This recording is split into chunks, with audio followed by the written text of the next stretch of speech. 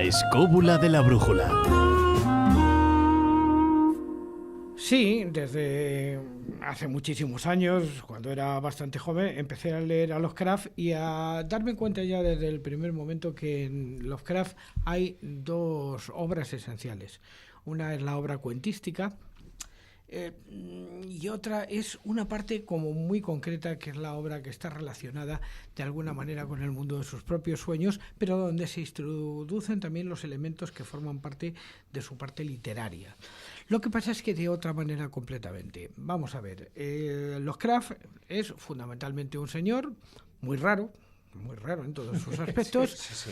que vivió, una biografía inquietante, que vivió de la herencia de su padre y que vivió de los cuentos que escribía en su momento, sin él saber que iba a tener el éxito que iba a tener posteriormente, porque jamás fue consciente de una cosa. No, de hecho no publicó nada en vida. Las penurias económicas fueron hombre, brutales. Sí, publicó, pero lo que pero cuentos, digo, las obras, las completas. Esas claro, pero porque posteriores. publicaba en periódicos los pequeños fragmentos de los cuentos que luego fueron recopilados por August Derleth y por el círculo Lovecraft, que es luego se el círculo Lovecraft.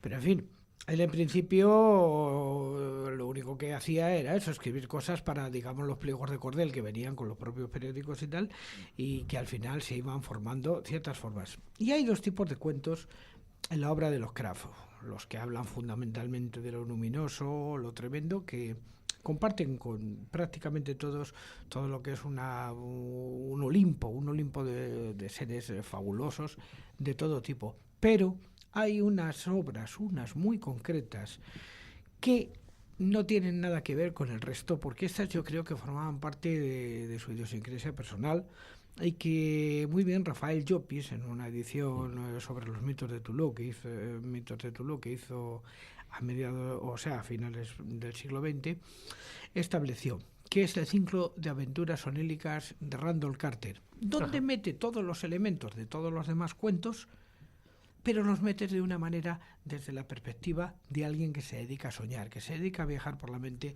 por el mundo de lo onírico.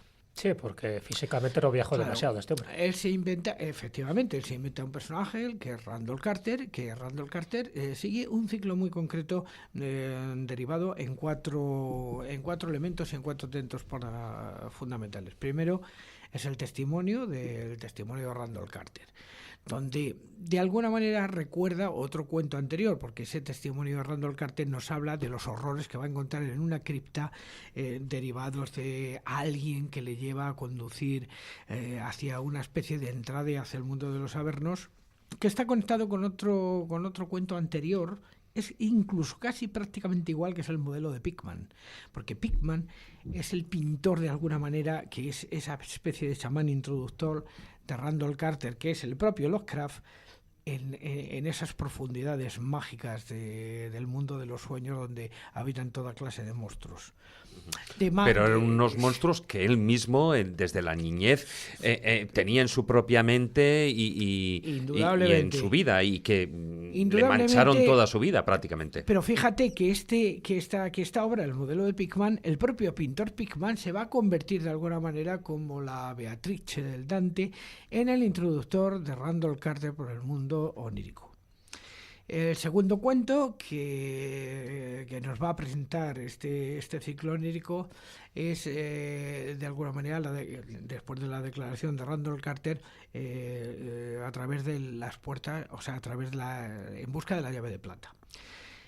Donde él se encuentra con una cueva donde ancestralmente su familia tenía una especie de entrada a un mundo dimensional que está relacionado con el mundo de lo onírico, y esa llave de plata que se encuentra escondido y que él ha heredado de alguna manera de su abuelo, en un momento dado él se introduce dentro de esa cueva, dentro de la finca familiar, abre y entra en el mundo del onírico de una manera luminosa, terrible, para encontrarse con una serie de elementos que son absolutamente aterradores, que forman parte del mundo onírico.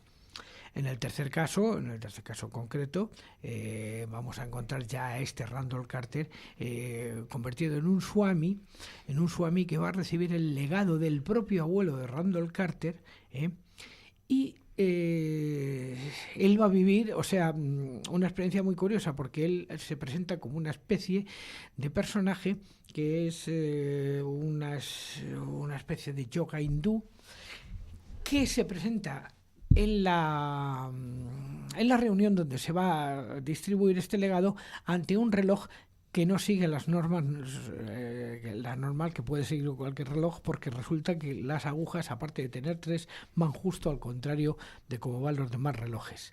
Y que cuando es descubierto de alguna manera por todos los demás, él se va a ver descubierto que en el fondo, cuando se quita el disfraz, es una cucaracha gigante, se mete dentro de ese reloj, que es una especie de ataúd, y desaparece completamente. Muy kafkiano eso, ¿eh? Sí. Sí, es muy Lovecraftiano, pero sobre todo... Kafkiano. De Kafka. La cucaracha. Sí, pero la metamorfosis. él no, yo creo que él no se inspiraba y él estaba buscando de alguna manera algo que él encontró en el mundo de sus sueños, porque ya llegamos, digamos, al elemento fundamental de lo que es este ciclo de aventuras oníricas, que es a través, o sea, lo que se llama en inglés the question of unknown Kadat, o sea, en busca de Kadat la desconocida, o la ciudad del sol poniente.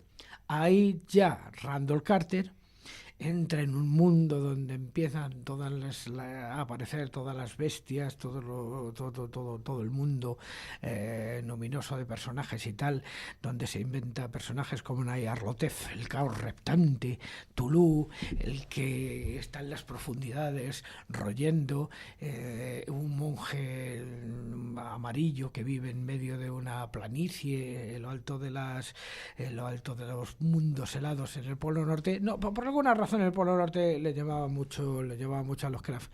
Y empiezan a aparecer ciudades como Riley, empiezan a aparecer ciudades como la ciudad de todos los pilares. Sí, porque eso estaba en medio del océano, ¿no? Riley. Fíjate que un poco la obsesión que tenía, y además queda un poco reflejado en esta obra que tú estás diciendo, una obsesión que tenía desde pequeño, y además él lo dijo claramente, él tenía manía u odio tanto a los peces como al mar. De hecho, muchos de sus monstruos efectivamente, son marinos. Muchos de sus monstruos son marinos, pero además no son monstruos marinos cualquiera, son fundamentalmente batracios. Claro, y que viven son en las profundidades. Seres convertidos en batracios que viven en las profundidades. Y luego su ciudad, digamos, extraordinaria, que es Celefais, que es la entrada a la ciudad de las 1000 columnas, que es la entrada a todos los mundos oníricos, donde precisamente Pickman le va a poner en contacto con las alimañas descarnadas de la noche que no tienen rostro, que le ayudan a subirse en un bicharraco que se llaman los pájaros Shantak, que le llevan a vivir o a buscar la ciudad del sol poniente en unas canteras prodigiosas hechas por unos seres gigantescos de los que no se sabe absolutamente nada. Como se nota que ha leído la novela, ¿eh? Con sí, todos los detalles bueno, que nos da, es solo que... me falta decir la página, pero muchos lugares de eso, pero Providence, lo no me digas bueno tú es que todo eso lo hizo sin tomar nada. Claro, no sabemos porque la vida de Lovecraft es un auténtico misterio. Él, por ejemplo, es un creador de toda una biblioteca de libros extraños, unos que existen y otros que no existen, entre los cuales, indudablemente, y como más famoso de todos, hay que hablar del Necronomicon, que se estuvo toda su santa vida diciendo que eso no existía, y sin embargo todo el mundo cree que eso existe, pero sí, sin embargo, sí cita, o el de Vermis Mysteries de von Jung, los misterios del gusano, que también es una especie de grimorio extraño, pero sin embargo sí citan otros libros que existen. Y el fundamental de todos ellos sería el Liber Logaeth, que habría sido escrito por John Dee. Bueno, la verdad es que al final lo que descubre realmente... Claro, que tenía una mente un poco especial. Sí, no, era muy especial. Pero era un viajero de la mente. Pero ¿qué descubre en su viaje? Yo creo que más que viajero de la mente, atrapado por su propia atrapado mente. En su propia atrapado en su propia mente. Viajó poco. Tuvo una infancia muy traumática y se me condicionó, ¿eh? No. Buena madre, que vaya madre. Hombre, porque además era un tío muy feo, o sea... Por eso decía su madre, pero es que lo dijera a su madre y no lo dejaba salir a casa para que no asustara. Pero desde luego creo ya un pequeño monstruo. Lo que sí que es cierto es el que creador de todo un mundo de personajes curiosos, y al final en la cuestión de la ciudad desconocida de Kadat nos da la clave, la ciudad del Sol Poniente. ¿Cuál es la ciudad del Sol Poniente? Él despierta de repente y la ciudad del Sol Poniente es Providence, que es donde vivió. Que es ahí donde nos vamos a ir ahora, después cuando acabemos el programa, con el zurrón del caminante. A ver si encontramos Providence y no la de Estados Unidos, ¿eh?